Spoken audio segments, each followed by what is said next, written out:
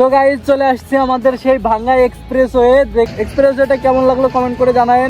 এই যে আমরা এখন আছি পদ্মা সেতুর মাঝে, আর হেলমেটটা খুলে রাখছি কারণ ভিউটা সুন্দর মতন দেখতে পারতাছি না। হ্যালো এভরিওয়ান, সবাই কেমন আছেন? আশা করি সবাই ভালো আছেন। সো ফাইনালি আবারও নতুন একটা ব্লগ নিয়ে আপনাদের মাঝে চলে আসলাম। সো ব্লগটার মূল টপিকস হচ্ছে Narail to Dhaka Jamuna future park. আর আমরা পদ্মা সেতুর উপর দিয়ে যাব, তাই পদ্মা সেতুর সম্পূর্ণ ভিউটা আপনাদের দেখাবো, যেটা আমাদের স্বপ্নের পদ্মা সেতু। সো এই যে বাইক নিয়ে আমরা বেরোইছি, রওনা দিয়েছি। সো সবাই আমাদের জন্য দোয়া করবেন, আমরা যেন ট্যুরটা কমপ্লিট করতে পারি।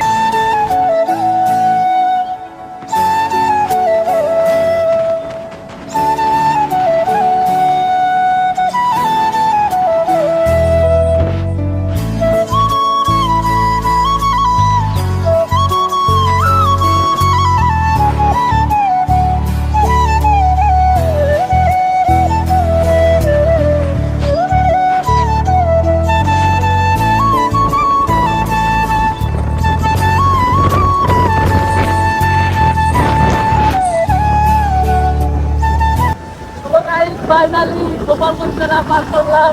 তো এখন আমরা আছি ফরিদপুর জেলার ভিতরে। তো ধন্যবাদ গোপালগঞ্জ, আমাকে বাই বাই গোপালগঞ্জ,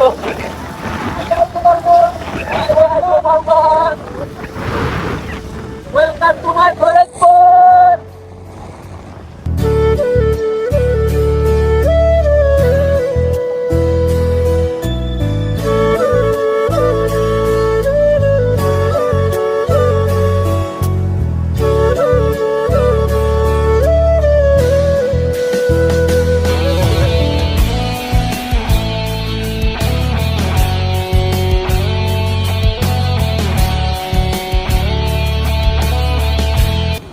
তো গাইজ চলে আসছে আমাদের সেই ভাঙ্গা এক্সপ্রেসওয়ে, যেখানে বাংলাদেশের একমাত্র এক্সপ্রেসওয়ে ভাঙ্গা এক্সপ্রেস। আমরা কিন্তু সেই এক্সপ্রেসওয়ের উপরেই দাঁড়িয়ে আছি, এই যে দেখেন। আর এটার মূলত সৌন্দর্য হচ্ছে ড্রোন শট। উপরেতে যখন ড্রোন শট নেওয়া হয় তখন ভিউটা অসাধারণ সুন্দর আসে। আর সেই ভাঙ্গা এক্সপ্রেসের পর আমরা এখন আছি, আর এখান থেকে আমাদের উদ্দেশ্য তো ঢাকা যাওয়া। সো আর এই যে ভাঙ্গা এক্সপ্রেসওয়েটা কেমন লাগতেছে সব কমেন্ট করে জানায়েন। আর দেখেন, যারা দেখেন নাই তারা দেখেন যে এক্সপ্রেসওয়েটা আসলে সত্যি অসাধারণ সুন্দর।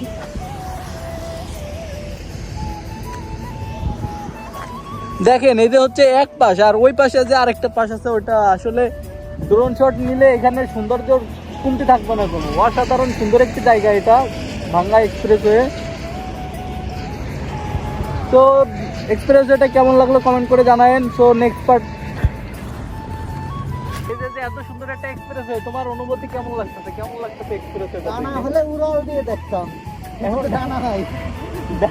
ডানার মূলত হচ্ছে ড্রোন লাগবে, ড্রোন হইলে 100% সুন্দর ভিউটা এখান থেকে নেওয়া যাবে। হ্যাঁ, ড্রোন শট অনেক সুন্দর লাগে, বেস্ট। এই যে ভাঙ্গা সড়কের ড্রোন শটটাই বেস্ট। তো আপনাদেরকে যেটুকু দেখাইছি অনেক বেশি দেখাইছি। তো নেক্সট আবার কোনো এক জায়গায় আবারও সুন্দর ভিউটা দেখাবো। তো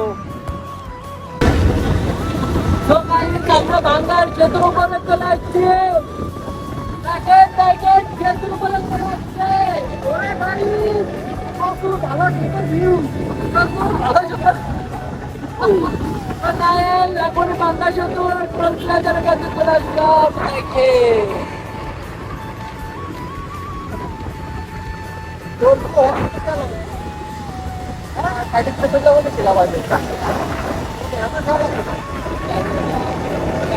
সো গাইজ ফাইনালি চলে আসলাম পদ্মা সেতুর টোল প্লাজার এইখানে। আর এইখানে এমনই একটা সিস্টেম করছে যে পদ্মা সেতুর লোগোটা আপনাদের দেখাইতে পারলাম না, কারণ বাইকের জন্য আলাদা করে একটা ছোট্ট জায়গা করে রাখছে। ওইখান থেকেই আপনি বাইকের টোল প্লাজারে এখানে টোল দিবেন। আর টোল হচ্ছে আপনার বাইকের জন্য 100 টাকা করে। আর এখানে আসলাম আর বলল যে ক্যামেরাটা অফ করতে। সো সরি, তাই বলে পদ্মা সেতুতে চলে আসলাম, উপরে উঠে ক্যামেরাটা অন করলাম। আর এই হচ্ছে আমাদের সেই স্বপ্নের পদ্মা সেতু। এটা বাংলাদেশের স্বপ্নের পদ্মা সেতু। আর এটার জন্য দক্ষিণাঞ্চলের যাতায়াত ব্যবস্থা অনেক ভালো হয়েছে। সো আর এই পদ্মা সেতুটা আকৃতি অনেক সুন্দর। আর এইখানে দেখলে আপনার অনেক অনেক ভালো লাগবে। পদ্মা সেতুর যে ডিজাইন তৈরি করা হয়েছে সত্যিই অসাধারণ সুন্দর, কারণ মন প্রাণ সবকিছু ভরে যায় এই পদ্মা সেতুর পর উঠলে। আর এই পদ্মা সেতুর পর যে সুন্দর বাতাস আসলে সত্যিই অসাধারণ। আর আমরা এখন যাইতেছি বাইকে করে ঢাকার উদ্দেশ্যে রওনা দিয়েছি, নড়াইল টু ঢাকা। তাই এখন আমরা আছি পদ্মা সেতুর উপরে। ফাইনালি আমরা চলে আসছি পদ্মা সেতু, আমাদের সেই স্বপ্নের সেতু পদ্মা সেতু, বাংলাদেশের স্বপ্নের সেতু পদ্মা সেতু। তো এখন আমরা এই পদ্মা সেতুর উপরে আছি।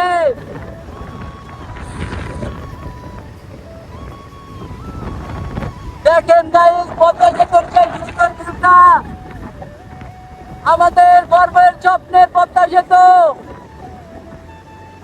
আর অসাধারণ ভাবে সুন্দর লাগতেছে, মনের ভাবটা খুব ভালো লাগতেছে। তো প্রচুর বাতাস, প্রচুর বাতাস। তো দেখেন আমাদের স্বপ্নের সেতু পদ্মা সেতু।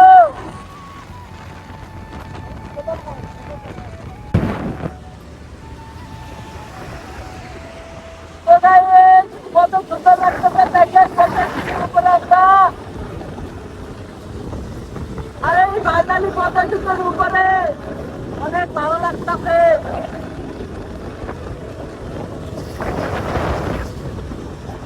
এখন ভাই তোমার পদ্মা সেতুর উপরে এসে কেমন লাগতেছে?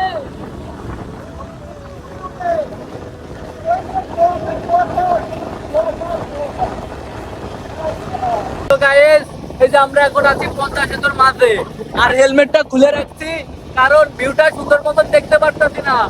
তাই সুন্দর ভিউটা দেখার জন্য হেলমেট খুলে এসে দেখেন স্বপ্নের পদ্মা সেতুর উপর দিয়ে উঠতাছি। আর এটা আমাদের সেই স্বপ্নের পদ্মা সেতু, বাংলাদেশের গর্বের সেতু পদ্মা সেতু। তো অনেক ভালো লাগতেছে পদ্মা সেতুর উপরে এসে। আর বাইক নিয়ে সর্বপ্রথম আমি এই যে পদ্মা সেতুর উপরে আসছি, তো অনেক ভালো লাগতেছে। সেটা আর বলার বাইরে, কিন্তু ওরা ছবি তুলতেছে, কিন্তু আমরা কেন ছবি তুললাম না? মানে স্বপ্নের পদ্মা সেতু থেকে নামার পরে দেখেন তো গাইস পাওয়ারই অন্যরকম।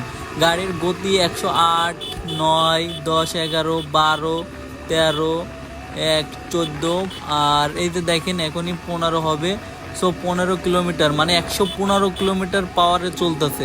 দেখেন পদ্মা সেতু, স্বপ্নের পদ্মা সেতু নামার পর পাওয়ারই অন্যরকম। সো গাইস ভয়ঙ্কর অবস্থা। তো ফাইনালি চলে আসলাম জ্যামজটের শহর ঢাকা। এখন আছি আমরা পোস্তখোলা, এখান থেকেই আমরা যাবো হচ্ছে গুলশান। তারপরে আমাদের একটু কাজ আছে, কাজটা ছেড়ে আমরা যাবো তিনশো। তো জ্যামজটের শহর ঢাকা।